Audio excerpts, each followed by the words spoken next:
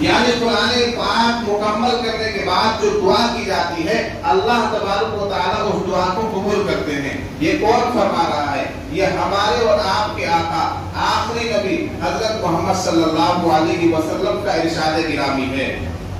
اس لیے بہت سی گھڑیاں ایسی ہوتی ہیں، بہت سی ساعتیں ایسی ہوتی ہیں، بہت سے وقت ایسے ہوا کرتے ہیں جن میں اللہ تبارک و تعالی اپنے بندوں کی دعاؤں کو زیادہ سنتا ہے اور زیادہ قبول کرتا ہے۔ ویسے تو اللہ کی ذات ایسی ذات ہے کہ جس سے جب طلب کیا جائے، جب مانگا جائے، اللہ تبارک و تعالی نوازنے کے لیے تیار ہے۔ اللہ کی ذات تو ایسی ذات ہے جو انتظار میں رہتی ہے کہ میرا بندہ مجھ سے مانگے، طلب کرے اور ہاتھ پھیلائے۔ اللہ کی ذات تو ہر وقت دینے کے لیے تیار ہے، لیکن کچھ گھڑیاں ایسی ہوتی ہیں وقت کے حساب سے، ان وقت کی افضلیت اور فضیلت کی بنا پر ان وقت میں اور ان گھڑیوں میں دعا کی قبولیت کے امکانات بڑھ جاتے ہیں۔ جیسا کہ حدیث میں آیا، جمعے کے دن ایک ایسا وقت ہے جس میں اللہ تبارک و تعالیٰ دعا قبول فرماتا ہے۔ وہ وقت نہیں بتایا گیا لیکن جمعے کے دن کی تعین ہے، اس لیے علماء نے لکھا کہ دعا جمعے کے دن زیادہ سے زیادہ دعا کا اہتمام کرنا چاہیے۔ اسی طرح آپ رات کے آخری حصے میں جب کوئی اسے نہیں دیکھ رہا ہوتا ہے، اللہ تبارک و تعالیٰ کی رحمت جوش مانگتی ہے، اللہ تبارک و تعالیٰ بندوں کی طرف متوجہ ہو جاتے ہیں، بلکہ آسمان دنیا پر اللہ کی رحمت اتر آتی ہے اور اللہ تبارک و تعالیٰ خود فرماتا ہے کوئی مانگنے والا ہے تو میں اسے نوازنے کے لیے تیار ہوں، کوئی روزی طلب کرنے والا ہے میں اسے رزق دینے کے لیے تیار ہوں، کوئی اور حاجت لے کر آیا ہے میں اس کی حاجت روائی کرنے کے لیے تیار ہوں۔ رات کے آخری پہر میں، رات کی تنہائی میں، رات کی تاریکی میں جب اللہ کا بندہ اٹھ کر اللہ کے سامنے روتا گڑگڑاتا ہے، اللہ کے سامنے ہاتھ پھیلاتا ہے، اپنی کسی بھی حاجت کو اللہ کے سامنے رکھتا ہے، اب وہ دینی حاجت ہو یا دنیاوی حاجت ہو، اپنی کوئی بھی جائز حاجت کو اللہ کے سامنے رکھتا ہے تو اللہ تبارک و تعالیٰ اس کی دعا کو قبول کرتے ہیں۔ تو بہت سی ایسی گھڑیاں ہوتی ہیں جس میں دعا کی قبولیت کے امکان بڑھ جاتے ہیں۔ ویسے تو ساری دعائیں قبول ہوتی ہیں، حدیث میں آیا ہے کہ آدمی دعا کرتا ہے اس کی دعا کی قبولیت کے 3 درجے ہوتے ہیں۔ اللہ تبارک و تعالی دعا کرنے والے کو یا تو وہی چیز نواز دیتا ہے جس چیز کے لیے اس نے دعا کی۔ ایک آدمی نے دعا مانگی، اے اللہ میرا کام بنا دے، میرے روزگار میں برکت دے دے، اللہ تعالیٰ نے روزگار میں برکت دے دی، وہی چیز مل گئی جو اس نے مانگا۔ دعا کی قبولیت کا دوسرا درجہ یہ ہے کہ بندہ دعا کرے اور اس کی دعا کے بدلے میں اسے وہی چیز نہ ملے جو اس نے مانگی ہے، بلکہ اس کے بدلے میں اللہ تبارک و تعالیٰ کسی اور چیز سے نواز دے، یا کوئی ایسی مصیبت جو اس پر آنے والی تھی وہ اس سے دور کر دے۔ یہ بھی دعا کی قبولیت کا ایک درجہ ہوتا ہے۔ آدمی نے دعا کی کسی اور چیز کے لیے، لیکن اللہ تعالیٰ جانتا ہے اس کے لیے کیا چیز بہتر ہے۔ کون جانتا ہے؟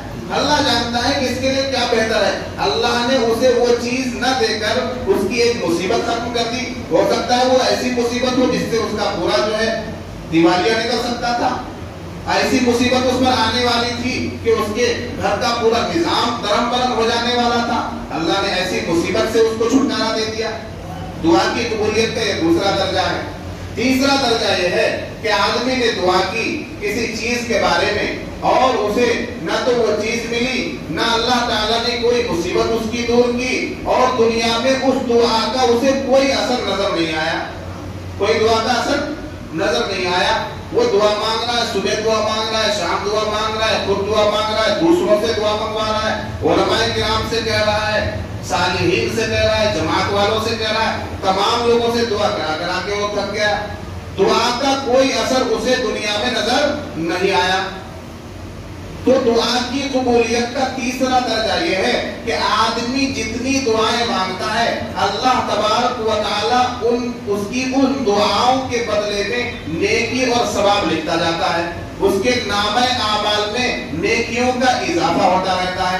آخرت میں جب یہ بندہ ان نیکیوں کو دیکھے گا، جب اپنے نامہ اعمال میں ثواب کا وہ ذخیرہ دیکھے گا تو اللہ تعالیٰ سے یہ کہے گا کہ میں نے تو اتنی نیکیاں نہیں کی تھی، اللہ تبارک و تعالیٰ فرمائے گا کہ دیکھو تم نے فلاں دن یہ دعا مانگی تھی، تم نے فلاں دن مجھ سے یہ مانگا تھا، فلاں دن تم نے فلاں سامان کے لیے دعا کی تھی، لہذا دنیا میں تمہیں ان دعاؤں کا کوئی اثر نظر نہیں آیا، ان دعاؤں کا کوئی بدلہ تمہیں دنیا میں نہیں ملا، لیکن میں تیری دعاؤں کو سن رہا تھا، تیری دعاؤں کے بدلے میں نے یہ نیکیوں میں اضافہ کر دیا ہے۔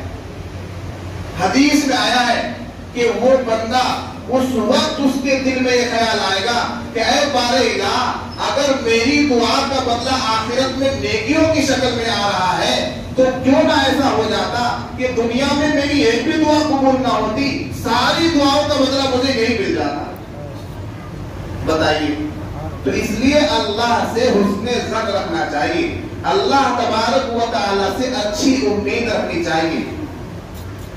اللہ تبارک و تعالیٰ نوازنے والا ہے، خود اللہ فرماتا ہے انا عند ظن عبدی بی، میں اپنے بندے کے گمان کے مطابق فیصلہ کرتا ہوں، یعنی میرا بندہ میرے تعلق سے جیسا گمان کرتا ہے میں اس کے لیے ویسے فیصلہ کرتا ہوں۔ ایک آدمی گمان کے بیٹھا ہے کہ میرا تو بھلا ہونے والا ہی نہیں ہے، میرے ساتھ تو کچھ اچھا ہوگا ہی نہیں، اللہ تعالیٰ نے تو میرے لیے میری قسمت خرابی لکھ دی ہے، تو پھر اس کے ساتھ اچھا نہیں ہوگا، پھر وہ جیسا سوچ رہا ہے اپنے بارے میں ویسا ہی ہوگا اس کے ساتھ۔ اگر وہ اللہ کے ساتھ اچھا گمان رکھے گا، بڑے بے شمار مشکل حالات آ جائیں اس کے ساتھ، اس کا ایک دن بھی صحیح سے نہ گزر رہا ہو، کاروبار ٹھپ پڑا ہو، دنیا میں بے شمار مشکلات کا سامنا ہو رہا ہو، لیکن اس کی امید جو اللہ کے ساتھ بنی ہوئی ہے وہ اچھی امید ہے، اس کا جو گمان اللہ کے ساتھ ہے وہ اچھا گمان ہے، وہ یہ کہہ رہا ہے، وہ یہ سوچ رہا ہے، اس کے دل میں ہمیشہ یہ بات ہے کہ نہیں اللہ آج نہیں تو کل اچھا کرے گا، آج نہیں تو کل میرا جو ہے بیڑا پار کرے گا، آج نہیں تو کل میری بگڑی بنائے گا، آج نہیں تو کل میری قسمت سنوارے گا، آج نہیں تو کل میرے کاروبار میں برکت پیدا کرے گا۔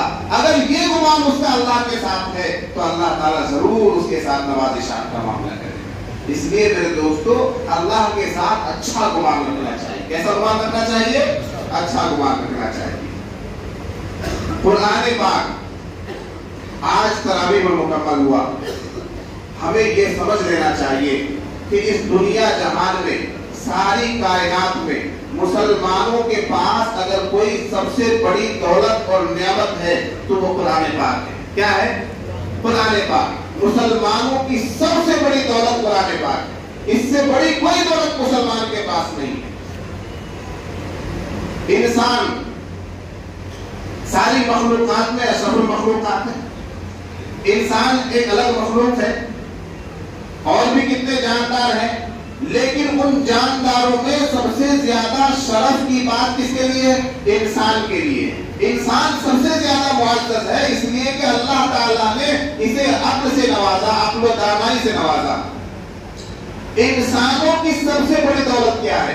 اگر کوئی معلوم کرے آپ سے تو انسان کی سب سے بڑی دولت کیا ہے؟ انسان کی سب سے بڑی دولت ہے ایمان۔ کیا ہے؟ ایمان۔ یاد رہے انشاءاللہ، کوئی بھاری بات تو نہیں ہے۔ انسان کی سب سے بڑی دولت کیا ہے؟ ایمان۔ اگر ایک یہ مخلوق جو ہے انسان، اس کے پاس ایمان نہیں ہے تو کچھ نہیں ہے۔ ہم تکلیف کی بادشاہت مل جائے، بڑے سے بڑا خزانہ مل جائے، بڑا سے بڑا عہدہ مل جائے، منصب مل جائے، خزانے مل جائے، دولت کا انبار لگ جائے، ساری دنیا اس کے قدموں میں آ جائے، آگے پیچھے غلام اس کے پھرنے لگے اور زمینات اس کے پاس بہت زیادہ ہو، جائیداد اس کے پاس بہت زیادہ ہو، لیکن ایمان نہیں تو کچھ بھی نہیں۔ تو سب سے بڑی دولت انسان کے لیے ایمان ہے۔ ایمان ہے، دل ایمان سے لبریز ہے تو پھر چاہے اس کے پاس دنیا ہو یا نہ ہو، وہ کنگال ہو، غریب ہو، فقیر ہو، امیر ہو، دولت مند ہو، سرمایہ دار ہو، یا اس کے پاس کچھ بھی نہ ہو، ایمان ہے تو وہ سب سے بڑا دولت مند ہے۔ اور ایمان والے کے پاس جو سب سے بڑی دولت ہے وہ قرآن ہے۔ ایمان والے کے پاس سب سے بڑی دولت قرآن ہے۔ قرآن سے بڑی دولت اس کائنات میں کوئی ہے ہی نہیں، اس لیے کہ قرآن نے چیلنج کیا، قُلْ إِنِ اجْتَمَعَتِ الْإِنسُ وَالْجِنُّ عَلَىٰ أَن يَأْتُوا بِمِثْلِ هَٰذَا الْقُرْآنِ لَا يَأْتُونَ بِمِثْلِهِ وَلَوْ كَانَ بَعْضُهُمْ لِبَعْضٍ ظَهِيرًا۔ اگر سارے انسان اور جنات مل کر یہ طے کر لے کہ اس جیسا قرآن بنا کر لا دیں گے تو وہ سارے کے سارے جتنے انسان ہیں اور جتنے جنات ہیں، انسان تو پھر ایک مخلوق ہے، جنات ایک الگ مخلوق ہے، جس کی طاقت، جس کی حیثیت، جس کا پاور انسان سے بڑا ہوا ہے، انسانوں کا ساتھ دینے کے لیے جنات بھی آ جائیں اور یہ دونوں مخلوق مل کر یہ اگر چاہیں کہ اس جیسا قرآن بنا لائیں گے تو اس جیسا قرآن تو دور کی بات ہے، قرآن کی ایک آیت بھی نہیں بنا پائیں گے۔ اگر ایک دوسرے کے مددگار ہو جائے تب بھی نہیں، سارے لوگ ایک دوسرے کے مددگار بن جائے پھر بھی نہیں لا سکتے۔ تو بتائیے اس دولت کا جب کوئی بدل ہی نہیں ہے تو سب سے بڑی دولت ہوئی ہے نہیں؟ سب سے بڑی دولت کائنات میں آسمان کے نیچے زمین کے اوپر قرآن مقدس ہے، لیکن آج ہم نے اور آپ نے مسلمانوں نے اپنی اس قیمتی دولت کو چھوڑ رکھا ہے۔ ابھی امام صاحب نے آخری 2 رکعتوں میں قرآن کس طرح پڑھا؟ پہلی رکعت میں سورہ ناس پڑھی اور دوسری رکعت میں پھر قرآن پاک شروع کر دیا۔ کیا ہے بھائی؟ حدیث میں آیا ہے کہ افضل عمل کیا ہے؟ فضائل اعمال والے بھی جانتے ہیں، پڑھتے ہیں۔ افضل عمل کیا ہے؟ صحابہ کرام نے معلوم کیا کہ حضور بتا دیجیے کیا ہے افضل عمل؟ کہ افضل عمل راحل اور مرتحل ہے، راحل اور مرتحل ہے۔ عرض کیا حضور سمجھے نہیں کیا مطلب ہے راحل اور مرتحل کا؟ کہ افضل عمل کرنے والا وہ آدمی ہے جو قرآن پاک کو مکمل کرے اور ساتھ ہی شروع کر دے۔ قرآن پاک کو ختم کیا، مکمل کیا اور اس کے ساتھ ساتھ قرآن پاک کو شروع کر دیا، تو یہ افضل عمل ہے۔ بہت سے اعمال میں افضل عمل یہ ہے۔ مطلب کیا ہوا؟ مطلب یہ ہوا کہ قرآن پاک سے 1 منٹ کے لیے بھی اس کا قطع تعلق نہ ہو۔ اگر مسلمان ہے تو مسلمان کا رشتہ قرآن پاک سے اتنا مضبوط ہو کہ اگر وہ قرآن پاک کو مکمل کر رہا ہے اس وقت میں، اس گھڑی میں، تو وہ اس انتظار میں نہ رہے کہ اب میں دوبارہ پڑھنے کے لیے بعد میں شروع کروں گا، اسی وقت شروع کر دے۔ یہ تعلق ہونا چاہیے قرآن سے کہ قرآن پاک روٹین میں رہے، جاری رہے تلاوت۔ لیکن ہمارا حال یہ ہے کہ رمضان المبارک آ گیا تو قرآن جو پڑھنا جانتا ہے وہ رمضان میں کھول لیتا ہے، جو پڑھنا نہیں جانتا ہے وہ رمضان میں سن لیتا ہے، اس کے علاوہ تو قرآن سے کوئی تعلق نہیں۔ گھر میں کسی کا انتقال ہوا، ایصال ثواب کے لیے قرآن پاک کھل گیا، دعا ضرور کے لیے قرآن پاک کا استعمال ہو گیا۔ میرے دوستو یقین جانو قرآن پاک کے اندر وہ خزانے ہیں، قرآن پاک کے اندر اللہ تبارک و تعالیٰ نے وہ جواہر پائے رکھے ہیں کہ ساری، ایک تو یہ کہہ رہا ہوں میں کہ ثواب کے اعتبار سے، نیکیوں کے اعتبار سے اس کا کوئی مقابلہ نہیں، لیکن آپ یقین جانیے کہ دنیا کی بڑی سے بڑی دولت قرآن پاک کا مقابلہ حقیقت بھی نہیں کر سکتی ہے۔ آج دنیا میں جو کچھ ترقی آپ کو نظر آ رہی ہے، یہ اڑتے ہوئے جہاز، یہ پانی کے بڑے بڑے سمندر، یہ نئی نئی ٹیکنالوجی، یہ انسانوں کا بغیر وائر کے وائرلیس طریقے سے ایک دوسرے سے گفتگو کرنا، امریکہ کا آدمی چین کے آدمی کو براہ راست دیکھ کر گفتگو کر رہا ہے، یہ جتنی بھی ایجادات آپ کو نظر آ رہے ہیں آج کے ٹائم میں، یہ سب قرآن کی برکت ہے، یہ سب قرآن کی برکت ہے۔ آپ کہیں گے کیوں، کیسے؟ اس لیے کہ قرآن تو ابھی 1450 سال پہلے نازل ہوا، دنیا تو لاکھوں سال سے چل رہی ہے نہیں، دنیا تو لاکھوں سال سے آباد ہے اور کروڑوں ہزاروں لوگ اس دنیا میں آ کر چلے گئے۔ ان تمام لوگوں کے پاس دماغ تھا، ان تمام لوگوں کے پاس عقل سلیم تھی، ان تمام لوگوں کو اللہ تبارک و تعالیٰ نے علم و دانائی سے نواز رکھا تھا، ان کے پاس بھی بڑے بڑے علوم و کمالات تھے، لیکن آج کے دور کی ترقی اور ایجادات کا ان لوگوں کے ذہن میں تصور اور خیال تک نہیں آیا۔ ان لوگوں نے کوئی ایسی مشینری نہیں پیدا کی جو آج کے دور میں ہمیں دیکھنے میں مل رہی ہے۔ آدمی 1 منٹ کے اندر 1 مہینے کی مسافت طے کر لیتا ہے، آدمی 1 سیکنڈ کے اندر 1 دن کا حساب کر لیتا ہے، آدمی چٹکیوں میں یہاں سے وہاں تک کا سفر طے کر لیتا ہے، آدمی ایک بٹن دبا کر پوری دنیا کی خبر کو اپنے سامنے کر لیتا ہے۔ یہ ایجادات پہلے کے زمانے میں نہیں تھے، اس لیے کیوں نہیں تھے؟ اس لیے کہ قرآن نازل نہیں ہوا تھا۔ قرآن پاک آیا تو ترقیات کے سامان آئے، قرآن پاک نازل ہوا تو اللہ تبارک و تعالیٰ نے انسانوں کے دماغ میں یہ بات ڈالی کہ یہ بھی پیدا ہونا چاہیے۔ اور آپ یقین جانیے کہ قرآن کی آیات سے اشارہ لے کر، قرآن کی آیات سے فائدہ لے کر آج بھی سائنس ترقی کر رہا ہے، آج بھی سائنسدان اس قرآن پاک کو سامنے رکھ کر ریسرچ کر رہے ہیں کہ اب کیا چیز بنانی ہے، کیونکہ قرآن میں تو آیا ہے کہ ایسا ہوگا، ایسا ہوگا، ایسا ہونے والا ہے۔ آج مسلمانوں کا سب سے بڑا المیہ یہ ہے کہ مسلمان نے دنیا کی ساری چیزوں کو سمجھ لیا، اگر نہیں سمجھا تو اپنے رب کے کلام کو نہیں سمجھا۔ سب چیز کو سمجھ لیا، ہم نے اپنے رب کے کلام کو نہیں سمجھا جو صرف ہمارے لیے آیا۔ ہدی للناس، انسانوں کے لیے ہدایت بن کر یہ قرآن ہے۔ قرآن کا اگر آپ مطالعہ کریں گے سمجھ کر تو آپ کو معلوم ہوگا کہ اس کے اندر کیسے کیسے علوم و معارف ہیں۔ کوئی چاہتا ہے کہ مجھے ایسا ہم سفر مل جائے جو نغمگی کے ساتھ ترانے گنگنا کر میرا دل بہلائے، تو میرے دوستو قرآن سے زیادہ نغمگی والا کوئی کلام نہیں، قرآن سے بہتر کوئی ترانہ نہیں۔ کوئی چاہتا ہے کہ مجھے ایسا ہم نشی ملے جو بات بات پر میری اصلاح کرے، جو مجھے نصیحت کرتا رہے، جس کے سائے میں رہ کر میں اپنی زندگی کو سنوارا ہوا پاؤں، جس کے سائے میں رہ کر میں محسوس کروں کہ مجھے ایک اچھا ساتھی ملا ہوا ہے، مجھے ایک سچا دوست ملا ہوا ہے۔ اس کے لیے قرآن سے بہتر کوئی دوست نہیں ہے۔ اگر کوئی یہ چاہتا ہے کہ مجھے ایک خوبصورت ساتھی مل جائے جو میرا دل بہلاتا رہے، قرآن سے بہتر اس کے لیے کوئی ساتھی نہیں ہے۔ کوئی اگر یہ چاہتا ہے کہ مجھے ہسٹری کا علم معلوم ہو جائے، مجھے واقعات اور گزرے ہوئے زمانوں کے قصے کوئی سنانے والا مل جائے، تو قرآن سے بہتر سچے واقعات سنانے والی دنیا میں کوئی کتاب نہیں ہے۔ میرے دوستو قرآن سے دل لگا کر تو دیکھو، پھر آپ کو اندازہ ہو جائے گا کہ قرآن کیا چیز ہے، قرآن کیا چیز ہے۔ آج ہم اور آپ گناہوں میں ملوث ہے یا نہیں؟ کوئی ہم میں سے ایسا ہے جو گناہ نہ کرتا ہو؟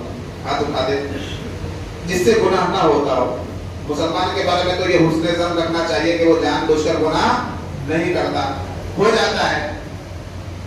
تو ایسا ہے کیا کوئی جس سے گناہ نہ ہوتا ہو؟ بس بات آخری کر رہا ہوں، ایسا تو کوئی نہیں ہے نا، اس لیے کہ اللہ نے انسان کو وہ صفت دی ہی نہیں کہ جس سے وہ گناہوں سے بچا رہے ہیں۔ وہ صفت تو فرشتوں کے اندر ہے، ملائکہ معصوم ہیں، ان سے گناہ ہو ہی نہیں سکتا، اس لیے کہ گناہ کا مادہ اور گناہ والی نس ان کے اندر ہے ہی نہیں۔ یہ تو انسان ہے جس سے گناہ ہوتا ہے۔ میرے دوستو ہم میں اور آپ میں ہر آدمی چھوٹا یا بڑا، ذرا سا یا زیادہ گناہوں میں ملوث ہے، لیکن افسوس کی بات، زیادہ افسوس کی بات یہ نہیں ہے کہ ہم لوگ گناہ گار ہیں اور ہم لوگ گناہوں میں ملوث ہیں۔ زیادہ افسوس کی بات یہ ہے کہ ہم ایسے گنہگار ہیں جنہیں توبہ کی بھی توفیق نہیں ہوتی ہے، یا نہیں؟ حقیقت غلط بات کہہ رہا ہوں کیا میں؟ زیادہ افسوس کی بات یہ ہے میرے دوستو کہ ہم گناہ کرتے ہیں اور ہمیں احساس تک نہیں ہوتا اور توبہ کی توفیق تک نہیں ہوتی۔ حدیث میں آیا کل بنی آدم خطاء وخیر الخطائین التوابون، ہر بنی آدم، ہر آدم کی اولاد خطا کار ہے، گنہگار ہے، لیکن بہترین خطا کار وہ ہے جو توبہ کرنے والا ہو۔ بہترین خطا کار کون ہے؟ جو توبہ کرنے والا ہو۔ اللہ تعالیٰ قرآن میں کتنے پیارے انداز میں فرماتا ہے، یا ایھا الذین آمنوا توبوا الی اللہ توبۃ نصوحا، اے ایمان والو اللہ سے توبہ کرو، اے ایمان والو اللہ سے توبہ کر لو، ایسی توبہ کر لو جس کے بعد گناہ کی طرف لوٹنا مشکل ہو جائے۔ قل یا عبادی الذین اسرفوا علی انفسہم لا تقنطوا من رحمت اللہ، اے اللہ کے اے میرے بندو، اے نبی کہہ دیجیے، اللہ تعالیٰ اپنی طرف نسبت فرما کے کہہ رہا ہے اے میرے بندو. کن کو کہا جا رہا ہے؟ نیک لوگوں کو نہیں کہا جا رہا ہے. یہاں پر اس آیت میں یا عبادی الذین اسرفوا علی انفسہم، اے میرے وہ بندوں جنہوں نے اپنے اوپر ظلم کر رکھا ہے. اے اللہ، اللہ تعالیٰ ہم جیسے گنہگاروں کو پکار رہا ہے، پیار سے پکار رہا ہے، اے میرے وہ بندوں جنہوں نے اپنے اوپر ظلم کر رکھا ہے، گناہ کر رکھا ہے. ہم جو گناہ کرتے ہیں وہ اپنے اوپر ظلم کرتے ہیں. لا تقنطوا من رحمت اللہ، اللہ کی رحمت سے مایوس مت ہو، اللہ کی رحمت سے مایوس نہ ہو. ان اللہ غفور رحیم، اللہ تعالیٰ غفور ہے، رحیم ہے، مغفرت کرنے والا ہے، رحم کرنے والا ہے. میرے دوستو، اس لیے میں یہ بات بتا کر عرض کرنا چاہ رہا ہوں کہ گناہ ہو جانا یہ تو شیطان کے مکر و فریب کی بات ہے، لیکن گناہ ہو جانے کے بعد ہماری ذمہ داری اور نیک آدمی کی ذمہ داری اور مومن کی ذمہ داری اور اچھے مومن کی ذمہ داری یہ ہے کہ وہ اللہ سے توبہ کرے، اللہ کے حضور گر گرائے، توبہ کرے. یہ رمضان کا مہینہ پورا گزر گیا، لگ بھگ 2-3 دن باقی ہیں. حدیث میں آیا ہے کہ جس نے رمضان کے مہینے کو اس حال میں گزار دیا کہ اس نے اپنی بخشش کا سامان نہیں کیا، روزے نہیں رکھے، تراویح نہیں پڑھی، قرآن کی تلاوت نہیں کی، اللہ سے اپنے گناہوں کی معافی تلافی نہیں کرائی، اگر کسی نے رمضان کو غفلت کے ساتھ گزار دیا، اسی طرح جیسے اس کی زندگی گزر رہی ہے گناہوں کے اندر، فسق و فجور کے اندر، اسی طرح وہ رمضان کو بھی اگر گزار دے تو بس ختم کر رہا ہوں، تو اس کے لیے ہلاکت ہے. کس نے فرمایا یہ؟ ہمارے آخری نبی نے. اس کا نام